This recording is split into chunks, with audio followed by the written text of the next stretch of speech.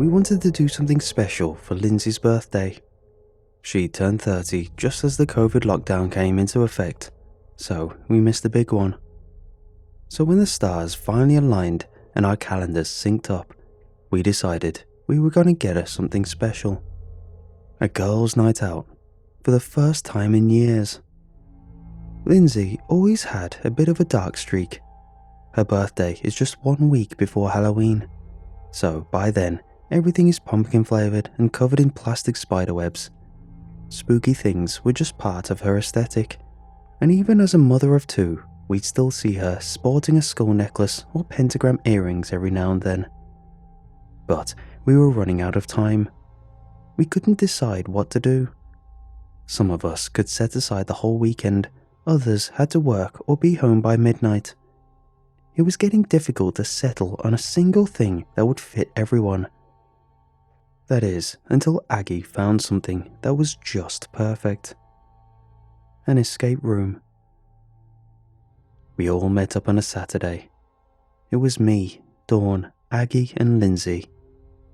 After a fancy dinner and a long walk, we arrived at the Apostle Collective building. It opened about a year ago, and they'd been booked solid all spring long. That we managed to book a room this close to Halloween was nothing short of a miracle. Some of you have probably heard about them. They're sort of a chain. They got like 5 locations, most of them in Minnesota. The place was spot on. It didn't just have the classic Halloween stuff, but smoke machines, hidden speakers, projectors, the whole kit. The staff were dressed up in prosthetics, looking like old-time zombie carnival workers. We stepped in, they checked our booking and gave us a little box of free popcorn. Lindsay was ecstatic. We told the staff it was all for her birthday, so they paid a little extra attention to her. She deserved it. As we stepped up to the door, they gave us an instruction. "You're stepping into the box of the godless grinning witch," we were told. "This is our longest, scariest room yet. Pretty much brand new apart from playtesters. You were lucky to get a booking. The other group cancelled last minute. Either way, all you need to solve it can be found there. Just try not to break any furniture or move something that's been bolted down. None of the clues will require a lot of force, so you wouldn't have to break anything or exert yourself." "Are there actors?" Dawn asked. "You can tell us, right?" "I can, but I won't. Whatever happens, you won't be harmed. Something might reach for you, chase you, touch you, but no harm. So please try to keep that in mind." Are you leaving the door open?" Aggie asked. "Can we leave at any time?" "Just knock or send us a text. The door locks automatically, but we can open it remotely with a click of the button. Just knock." "So, what's the story? What's our deal?" interrupted Lindsay. "Ghouls, ghosts, vampires?" I was so happy to see Lindsay like that, she could barely stand still. The box of the godless grinning witch is about a cruel witch who has trapped 4 souls in a little box. As they scramble to get out, they start realizing they're not alone.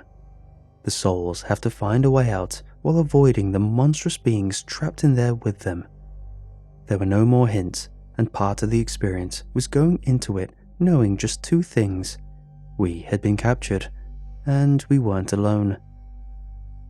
Aggie kept a phone so she could text for hints and reach the staff if necessary. The rest of us put ours away. This was going to be an intense game, with a solve time average of about 4 hours. That said, we were allowed to stay until midnight, and if we solved it without a hint, we got a very special prize. We could also send them a text to pause the game for a bathroom break. We put away our coats, Dawn did a little stretch, and Lindsay was visibly shaking with excitement. This was gonna be good. I was the last one to step inside. Just as the door closed behind us, I noticed the staff member suddenly look off to the side. Their brow furrowed as they stepped back. In the blink of an eye, they were gone. Then the door slammed shut. There was something off, but I didn't want to alarm anyone. They were so excited, and the game was just getting started. It was a black, windowless room. Lindsay was being chatty, but Dawn and Aggie were kind of wondering what the hell they'd agreed to. After a few seconds, there was a chilling laugh, followed by a light. They'd installed a video projector in the ceiling. The entire room lit up as we looked up to see a video of an impossibly large woman looking down on us like we were the size of a Rubik's Cube in her hand. She had these sunken, joyless eyes and a wide grin that stretched ear to ear. Clearly CGI. Far above her, we could see the moon. As an effect, it was pretty impressive. "I think she's based on a local legend," said Aggie. "Some kind of pilgrim myth. I've heard about this." As the grinning witch put her hand over us, the room went dark once again, and electric torches flared up along the walls. The game was on. There were all kinds of items all around. Paintings, carpets, chests, tables with strange runes. Classic escape room stuff. We all split up and started looking through whatever we could first get our hands on. Aggie found some sort of pamphlet and started calling out names. Dawn found a set of numbers under a chair. Lindsay was just soaking up the atmosphere, trying to find clues in the paintings. About 30 minutes in, there was this awful sound. A rattling cage, followed by snapping metal. There was a loud moan and approaching footsteps. There were a few spots in the room that were obvious hiding places, so we hurried inside. Lindsay couldn't stop giggling, and even I felt my pulse racing a bit. But nothing happened. The pre-recorded noises came and went. There was this disconnect, like a pair of real footsteps were supposed to sort of take over the sound, but nothing happened. We just hid for a couple of minutes, then stepped out. "Did we miss something?" Dawn asked. There was a pregnant pause as we looked around the room. Nothing. Strange. We made decent progress. We found a set of keys that opened a chest, which revealed a blacklight disguised as a candle. Using it, we found a set of codes to decipher using a set of runes. We found out there was a touchpad behind a painting, which we could use to write a code. That in turn opened a small side room full of clues. So yeah, decent progress. Then again, we heard strange noises. Rattling chains, loud moans, and thundering footsteps. We figured this was it, that the previous one had just been a warning. So again, we rushed to our hiding spaces. And again, nothing happened. This time, something was clearly broken. There was a recorded voice coming from the ceiling. "I think he likes you," it whispered. "Like hell it does," Aggie frowned. "He's not coming out." "Relatable," grinned Dawn. "I'm using the bathroom. Text him." Aggie texted the staff as Dawn pulled on the door. It was still locked. "Wait," Aggie said. "They haven't responded yet." Dawn knocked on the door. There was no response. No sound. "Still nothing," added Aggie. "No one." Something turned in my stomach. That sudden pinch of worry that something had gone terribly wrong. As Dawn kept pulling on the door, Lindsay stopped smiling. The pep in her step faded. "Is this part of it?" Lindsay asked. "Is it a meta thing? Are you in on it?" "No," I protested. "It's just one of those auto-locking doors, and they forgot to set it open, right? It's probably nothing, right?" No response, sighed Aggie, holding her phone up. "I'm calling Hank." As the others gathered around Aggie, I stepped away for a second. Aggie's husband, Hank, wasn't picking up. I put my ear up against the wall and listened, figuring I might be able to hear the staff chit-chatting in the next room over. There were supposed to be actors here, or staff just outside. Something about this wasn't adding up. As I leaned against the wall, listening, I heard footsteps again, but this time they didn't sound pre-recorded. I hurried to the others, holding a finger to my lips. "Listen," I mouthed. There was a slit in the wall where a door could open from the other side. Someone was coming this way. "Is that them?" Dawn asked. "Is that—" Those were big steps. Really big, heavy steps. Without knowing who was coming, we all just silently agreed that this whole thing felt completely off. No one knew what to do. "Hide!" Dawn hissed. There were plenty of things to hide behind, but the room was small. They'd find us in no time. Despite that, Lindsay and I hid in the small side room. We shut the door, held our breaths, and waited. Dawn was small enough to fit in a chest, while Aggie hid behind a curtain in the back of the room. In the low light, it might just work. As the door slid open, I could hear heavy breathing, big, dragging feet, and a weird, wet, snorting noise. A clear, scratching sound as something sharp was pulled across the floor. "Please, pick the small one first, Byron," a hoarse voice wheezed. "Go on, pick it." A pig-like screech echoed through the room in response. This wasn't a recording. This was coming from whatever was in the room. There really was something there. Something big. I heard the sudden sound of tearing fabric and a scream. This awful, drawn-out death scream. A shrieking, pleading terror as someone was physically dragged out of the room. I'd never heard anything like it, and it was impossible to tell who it was. Then, with a thud, it all went silent. The door was closed. Lindsay and I peeked out. The curtain that Aggie had hid behind had been torn down. She was gone. There was blood.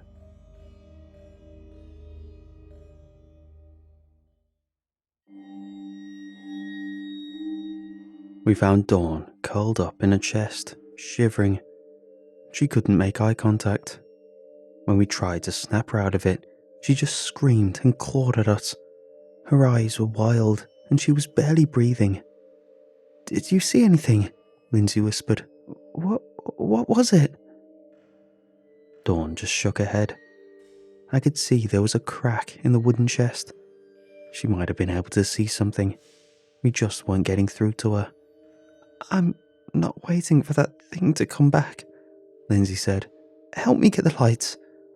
"What?" I shivered. "The lights. It can't find us in the dark." We went torch by torch and shut it all down. The room went completely dark, and we gathered by Dawn's hiding spot. We crouched next to her, trying to calm down. "It's part of it, right?" whispered Dawn. "Is Aggie in on it? Are you just messing with me?" "No, something's wrong," I whispered back. "I'm sorry, Dawn. There's—" "Nonsense," wheezed Lindsay. "This is nonsense, and I'm not— Who's got the phone?" We all went quiet. Aggie was the one with the phone. "There has to be something," said Lindsay. "Feel around." "For what?" I wheezed. "Where?" "I don't know. How the hell should I know? Just try. Do something." I stepped up to the door. Still locked, and no one outside. I started feeling around, only to find 2 cables. They might just be a light or something, but there was another possibility. Look, maybe the door is locked until we text them or time is up. What if the door unlocks? What if it unlocks when we solve it?" "It won't work," sighed Lindsay. "There are some things in here that require a staff member to manually click something open with a button. Some clues just won't work without it. But I don't think there's anyone out there anymore. What about fire escapes? You can't just lock people in a room." I could hear Lindsay sink down to the floor. "This is a mistake," she cried. "All of it." The side door slammed open again. Big, heavy footsteps came in. Even in the complete dark, we could tell there was someone huge in here with us. Someone who smelled like dirt. Again, something sharp scraped across the floor. "Byron, get another one," a voice laughed. "Whichever you like." I just pushed myself up against the wall and turned my head on the side. I tried making myself as flat as possible. I knew Lindsay was doing the same. Dawn, on the other hand, was panicking. "No," she coughed. "No, no, no, no." A loud, pig-like snort. The scraping thing was lifted off the ground. I heard 2 feet firmly planting in the ground as something heavy was lifted, and Dawn fell to the ground with a thud. She tried to talk, but she'd had all the wind knocked out of her. Instead, she just tried to get away. I heard a loud exhale, the kind of sound where someone gets something heavy dropped on them, and in the seconds that followed, I heard this large being, Byron, violently dragging Dawn out of the room. To the untrained ear, her scream was almost the same as Aggie's. As the door slammed shut again, I heard Lindsay sobbing just a few feet away. I couldn't move. My body was stopping me from comforting her, and I'd been so tense my neck was stiff from pushing my face against the wall. For what felt like hours, we just waited. It was probably just minutes. Finally, Lindsay got up. She fumbled her way over to one of the tables, flipped it on its side, and broke a leg off. Then she did it again and handed the second leg to me. "Don't just let them, she said. "Okay. Yeah," I nodded. "Yeah, no, I won't." I started to hyperventilate as my fingers wrapped around the slippery wood. There was no way I could use this. My hands were so sweaty, the thing was falling out of my grip. I couldn't fight, not with that, not against whatever was taking us out one by one. "Maybe barricade the door," she said. "Yeah, let's wait." It was a good idea, but it was too dark. That, and I could hear the footsteps coming again. Faster this time, determined. The thing entered on its own. No guiding voice. Lindsay and I held hands and pushed ourselves up against the wall. I couldn't hear it dragging anything this time, but I could hear lips smacking, followed by these high-pitched micro-grunts. Whatever it was loud, and it was munching on something. It wandered around for a while, feeling around the table, the chest, and even the little side room. After a few minutes, it seemed satisfied not to have found us and headed back to the door. Just as it was about to exit, we hit the 90-minute mark. The game, partly automated, was still running. The projector came on again, displaying this large woman in the ceiling. The entire room was lit up. It immediately saw us. The thing was easily 6'8". It was dressed in this sort of torn varsity jacket with filthy mud-covered jeans. There were long strands of black fur poking out of every cut and tear in its clothes, making it look like a badly stuffed scarecrow. It wasn't fully human. His head looked like a boar. It looked right at us, its snout twitching with excitement. He had these small, dark eyes. I'll never forget how, when it looked at me, they lit up with nothing but joy. No matter the species, you can just tell. It was looking forward to this. There was no fear, no malice, just unbridled, violent joy. Like a kid tearing into a Happy Meal. Meeting my eyes, the thing just screamed like a wounded pig and charged. I stepped to my own feet and stumbled backwards.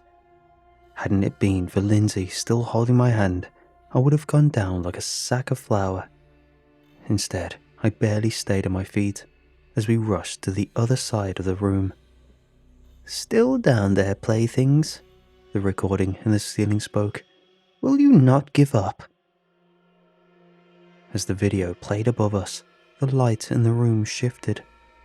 Whenever she was more in frame, the light grew more distant. When she moved back, the full moon came into view.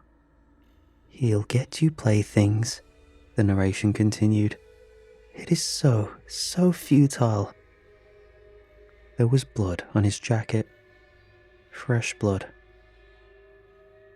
As the video finished, we ran a full lap of the room. We were back at the door, and this time he was charging straight ahead. At the last second, Lindsay let go of my hand and we fell to the side.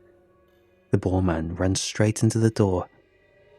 It seemed to upset him, as he focused all his rage on it, pounding, tearing, biting, all the while roaring like a wounded animal. His joy was gone.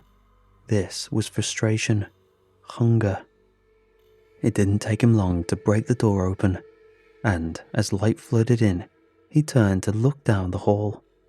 The brightness from the street outside seemed to scare him as he took off out the back. Lindsay and I stayed on the floor a couple of seconds just to ensure ourselves that the thing was gone. We eventually crawled out the door, ready to run. There were blooded handprints on the walls, something resembling a fingernail, blood splatter on the ceiling. We ignored it all, got up and went straight for the exit.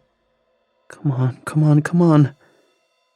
I'd sprained my ankle and Lindsay was bleeding from her hand.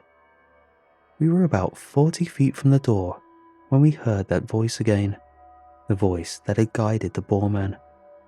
Neither of us turned to see him. We just had to keep going. "Tell them," he screamed. "Tell them there'll be no carnival games in the name of her ladyship. Tell them to fear. Tell them all. Tell them to fear the grinning witch." He laughed so hard he couldn't breathe. Lindsay pulled me along when all I wanted was to collapse and cry. We burst through the doors and into the night, and far behind us, the laughter faded. Getting this all out feels a bit weird, like I'm telling someone else's story. But Lindsay is as real as the last time I met her, and I don't think we'll ever overcome the trauma. I still feel myself stopping at random times, listening for footsteps. Lindsay has developed a sort of claustrophobia. No more locked doors ever. The police chalked it all up as an armed robbery. The security cameras picked up 4 intruders getting in through the back door, 3 hooded figures, and a large, masked man in a varsity jacket. The case was handed off to a special unit and promptly dropped. We didn't get any updates after that. It wasn't filed as a kidnapping or murder or similar. All they could prove was the break-in. But as far as what happened to Dawn, Aggie, and the staff members, no one knows. There was no car speeding off into the night. There were no witnesses. They seemingly vanished into thin air. It is true that the Grinning Witch was a sort of local legend, a witch that collected cursed animals and people and put them all in a box. The escape room barely had anything to do with it though. It was just loosely based on that idea. But somehow, that was enough to draw out some kind of hate sect. But I'll never forget the man with the boar head. No matter how I think about it, no matter how I try to wrap my head around it, I can't stop thinking about him. That was no man in a mask. That snout was wet, and those teeth were real. Nut jobs are everywhere. But that thing? No, it couldn't be. It literally couldn't be. I don't think this will ever be resolved. Why would it be? Things like this don't just happen. They don't. But somehow, It did.